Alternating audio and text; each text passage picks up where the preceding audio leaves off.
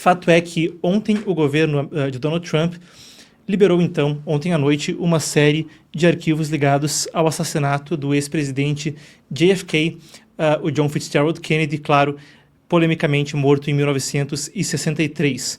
Ao meu lado, a gente tem aqui, podemos colocar, então, o release de imprensa que vem do escritório da diretora de inteligência nacional, diretora com A no final, é Tulsi Gabbard, que então termina com o recado ali no final de que o presidente Trump tem trazido uma nova era de transparência máxima. A informação, então, é a seguinte. Ontem foi liberado o último lote de arquivos secretos relacionados ao assassinato do JFK. São cerca de 80 mil páginas em mais de 2 mil documentos. Isso vem à medida que, 2 meses atrás, houve uma ordem executiva para que esses documentos fossem divulgados.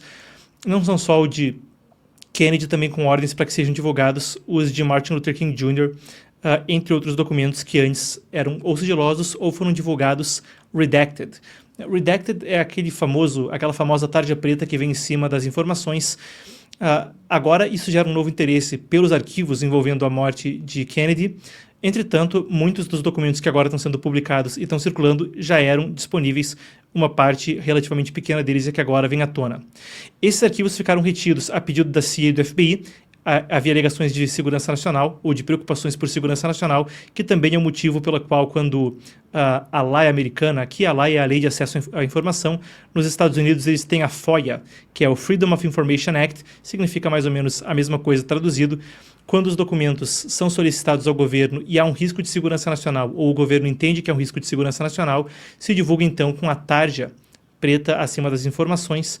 Ao longo dos anos, muitos desses documentos foram retidos e houve mesmo as especulações de qual poderia ser, ou quais poderiam ser, no plural, as possíveis conspirações envolvendo a morte do presidente. A história de que Lee Harvey Oswald seria um lobo solitário que agiu para assassinar Kennedy há muito tempo não cola em muitos círculos e agora isso traz mais reforço a algumas das possibilidades de que isso de fato não seja o caso. Algumas das páginas que foram liberadas ainda precisam ser digitalizadas e, claro, todo mundo que a essa altura, em menos de 24 horas, falar que leu 80 mil páginas, provavelmente está mentindo. Mas o que a gente já tem são algumas páginas circulando, e em especial algumas que são, através de inteligência artificial, pinceladas, pesquisadas, e a gente já tem algumas informações, a gente já vai passar por algumas das questões que vêm à tona, e tem até uma página que agora vem à tona, citando mesmo o Brasil. O Jefferson Morley, que é um especialista ouvido pelo Epoch Times, especialista no caso Kennedy, disse que as novas descobertas enfraquecem a versão oficial do lobo solitário, e esses documentos mostram, então, que os médicos tentaram salvar Kennedy, concordaram que ele foi baleado de 2 direções diferentes e que a CIA sabia muito mais sobre Lee Harvey Oswald, o ex-marinheiro atirador de elite acusado pelo assassinato, do que foi revelado na ocasião. Tem comentários a respeito disso, vamos chegar lá. Lembrando, Kennedy foi o 35º presidente e morreu super jovem, aos 46 anos de idade. Ele foi baleado em Dallas, no Texas. Oswald foi morto, o atirador alegado, 2 dias depois, por Jack Ruby, que era dono de um clube de striptease. Ele foi alvejado enquanto era transferido para uma prisão do condado. Desde os anos 90, o governo americano vem liberando gradualmente esses documentos, já estão quase cerca de 99% disponíveis. Alguns detalham os vínculos de Oswald com a União Soviética e com Cuba. Ele chegou a visitar a União Soviética e vivia lá. Ele também fez visitas às embaixadas comunistas antes do assassinato de Kennedy no México. Os documentos agora digitalizados também mostram gravações de escutas telefônicas nas embaixadas cubanas e russas. Ele desertou para a União Soviética em 59, voltou aos Estados Unidos em 62, como a gente dizia, ele chegou a morar lá. Apesar das novas liberações, ainda pode existir documentos que o governo americano não tenha revelado. Algumas pessoas até mesmo dizem que tanto os documentos do caso do Epstein quanto esses agora são, em certo aspecto, decepcionantes. A gente aguarda ainda para ver o que vem à tona. Mas, de forma muito interessante, o Brasil foi citado num deles. A gente vai passar por mais sobre a questão do Kennedy em breve, mas o Brasil foi citado. Esse é um dos documentos que foi agora divulgado e fala sobre a oportunidade de que houvesse apoio logístico a comunistas brasileiros, não só por Cuba, mas também pela China de Mao Tse-tung. Vamos lá, então, a informação é a seguinte. Esse documento mostra que em 1961, Mao Tse-tung, então líder do Partido Comunista Chinês, e Fidel Castro ofereceram armas e tropas a Leonel Brizola, que era governador do Rio Grande do Sul, para garantir a transferência de poder para o João Goulart. Depois da inesperada renúncia de Jânio Quadros. O Brizola recusou a oferta, teve medo de uma intervenção americana em resposta, mas agradeceu o apoio moral dos líderes comunistas, então, com o governo que vinha adiante. Já havia, claro, a informação a respeito de Cuba, até a história do Ratonzito, em termos do Brizola. De forma interessante, isso traz à tona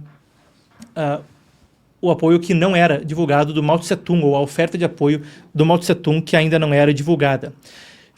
A gente fica monitorando conforme podem haver mais informações quanto a isso saindo desses documentos, mas então, de forma interessante, a nossa apuração também resgata que em 1960, antes disso acontecer, a Woodrow Wilson Foundation, que é uma das bibliotecas presidenciais dos Estados Unidos, em homenagem a Woodrow Wilson, também tem uma documentação que traz a transcrição de um diálogo entre Che Guevara e o premier chinês na época, Zhou Enlai, e também Mao Tse-tung. Nesse documento, então, que a gente também apurou, meses antes da oferta de Mao Tse-tung de apoio a Leonel Brizola, também havia as informações de que o Mao, vamos colocar as coisas na devida proporção, não é uma coisa tão explosiva quanto uma oferta de apoio, incluindo armas e logística vindo da ditadura comunista chinesa, mas ele perguntava para o Che sobre o Brasil, e perguntava então como é que é lá no Brasil, eles produzem tanto e tanto aço, e havia uma discussão então a respeito do desenvolvimento dos movimentos revolucionários de cunho socialista na América do Sul. Meses depois vem essa oferta, fica então a informação a respeito para o público. Agora, continuando a respeito da questão do Kennedy, a gente teve a questão do Gary Underhill, que tem circulado nas redes sociais, e vocês vão ver aqui ao meu lado, isso é uma documentação que traz à tona, então, a possibilidade de Gary Underhill, que trabalhava para a CIA. É uma notícia coletada da revista Ramparts. Então vamos primeiro à informação e depois a fontes. Vale dizer que isso não é necessariamente uma fonte primária da CIA, mas é mais uma clipagem de imprensa que está envolvida ali. E quando se fala sobre alguma coisa explosiva vindo, de novo, em termos de Estados Unidos, essa é a principal, ou de um clique, como eles chamam em inglês, mas de um círculo pequeno na CIA, está dialogando a respeito do assassinato do Kennedy. Esse é o principal documento que tem circulado nas redes sociais e tem sido publicado no exterior. Nos arquivos recém-liberados, diz o seguinte: no dia seguinte ao assassinato de Kennedy, Underhill deixou Washington de forma apressada e apareceu visivelmente agitado na casa de amigos em Nova Jersey, a cerca de 350 quilômetros de distância. Ele confidenciou que um pequeno grupo dentro da CIA estava por trás da morte do presidente e temia por sua vida. Por isso planejava deixar o país. Menos de 6 meses depois, Underhill foi encontrado morto a tiros em seu apartamento em Washington. O legista classificou como suicídio. Isso é o que diz, então, esse documento, que é um dos divulgados agora. Agora, vale a pena acrescentar uma questão que é um negócio que tem que ser pesado quando a gente dialoga a respeito desse assunto, e nos dias que virão adiante eu acho que é também responsabilidade que a gente componha isso no debate. Claro, a gente deve sempre buscar entender a situação como um todo, ou no melhor da nossa capacidade, ter aí no nosso horizonte de consciência, né? No horizonte daquilo que a gente compreende, todas as informações disponíveis, e parte do que a gente tenta fazer nesse programa é não necessariamente dar para o público uma opinião mastigada, mas municiar ele com mais informações para que ele próprio possa ampliar seu horizonte de consciência, ampliar aquilo que ele conhece e formar a própria opinião. Eu peço que a gente traga a imagem para mim então agora, e à luz disso eu quero trazer um grain of salt, uma coisinha a mais para todo mundo que for refletir a respeito desse documento, porque enquanto isso estava assim nos documentos que foram liberados agora nessa nova ordem, o fato é que ele não é uma coleta de inteligência de fonte primária da própria CIA, mas uma clipagem que vem de uma revista chamada Ramparts. Ramparts, que começou como uma revista cristã católica e mais foi se tornando uma revista esquerdista. Muito bem, o que eu tenho aqui, para a gente completar o bloco, é o livro Desinformação, do Ion Mihai Pacepa e do professor Ronald Reichlach.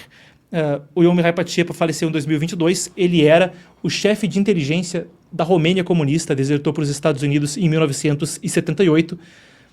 Todos os jornalistas aí que lidam com essa questão de desinformação soviética sonhavam uma conversa com ele. Esse é o livro onde ele conta tudo de como é que era o trabalho dele em um dos serviços de inteligência, que tinha muito a ver até com a América Latina, né? Como a maioria dos países do bloco soviético na Europa Oriental falava idiomas de origem eslava, né? Polonês, tcheco, russo, o ucraniano. O Ion Mihai Pacepa, que era da Romênia, tinha um idioma de origem latina, que era mais parecido com o espanhol, então eles normalmente tinham muito a ver com a atuação na América Latina, né? A República Tcheca e a Romênia eram duas das pontas de lança do aparato soviético por aqui.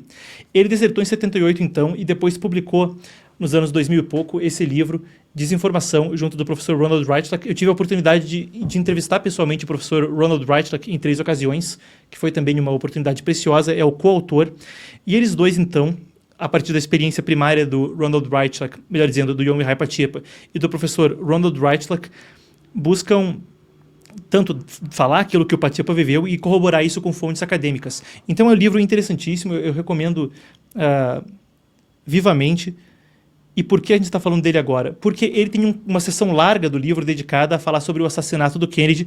E aí ele fala, olha, essas são as informações que a gente tem, isso é o que eu gostaria de acrescentar a partir da minha experiência dentro do aparato soviético. E a alegação do Pachepa, ele fala do que ele viu, do que ele viveu. O Pachepa alega que a União Soviética teria sido, então, o Kremlin teria sido o mandante, a KGB teria sido o mandante do assassinato do Kennedy. Isso é o que ele alega aqui. Estou trazendo para cada um formar a própria opinião, aí cada um pode trazer essa questão à tona, né?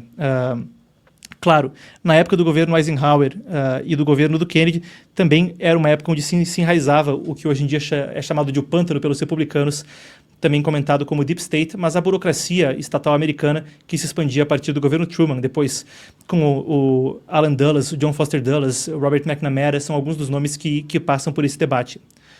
Mas estou fazendo uma digressão, vamos voltar ao que fala o Pachepa aqui, e eu digo isso porque esse documento que está circulando nas redes sociais sobre o Gary Underhill, tem então dito que foi a CIA que organizou, ele foi publicado pela revista Ramparts. A revista Ramparts era uma revista que, segundo o Pachepa conta no seu livro, né, era uma iniciativa de desinformação soviética. Então, era uma revista que era para publicar nos Estados Unidos a opinião da KGB sobre as coisas. O que o Pachepa também fala é que, dentro do bloco soviético, a humilhação da retirada dos mísseis de Cuba na crise dos mísseis de 62 gerou um ódio mortal pelo Kennedy e todo mundo ficava tentando a todo custo pensar no que fazer em represália, assim, né? Aquilo era considerado, dentro do Kremlin e dentro do bloco soviético, não só a maior humilhação do governo do Khrushchev, não só a maior humilhação da história soviética, mas a maior humilhação da história da Rússia, né? Um negócio que passava por mais de 1000 anos, assim. E então o Pachepa argumenta que, primeiro, a União Soviética esteve envolvida em mandar o assassinato, essa é a opinião dele, estou trazendo isso para contribuir, e aí que a Ramparts também era uma que divulgava desinformação soviética, e isso compõe nesse debate. Onde é que entra o pulo do gato?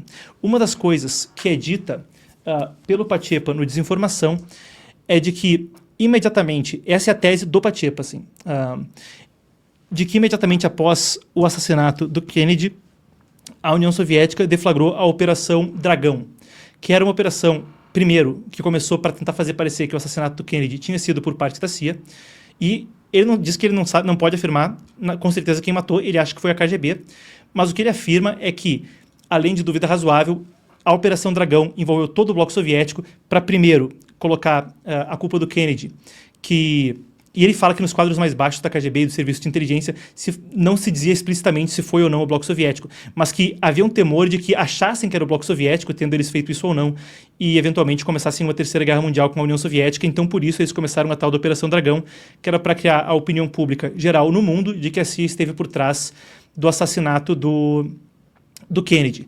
Depois, ato contínuo, a revista Rampart está publicando isso aqui, na época em que essa operação estava começando, e segundo o Pachepa, a Ramparts era um veículo de mídia que era um porta-voz da KGB encoberto nos Estados Unidos. Então, sobre esse documento, quando você vê ele circulando nas redes, não tem que acreditar em mim, não tem que acreditar no Pachepa, mas saiba que esse lado do debate existe, o Pachepa falou isso no livro dele, e é uma coisa que é corroborada por outros dissidentes soviéticos. Aí, outra das questões que o Pachepa fala é que depois essa Operação Dragão foi expandida também para tentar borrar na opinião pública o que tinha sido feito pela KGB e o que tinha sido feito pela CIA. Ele fala que o Kennedy era a peça central disso.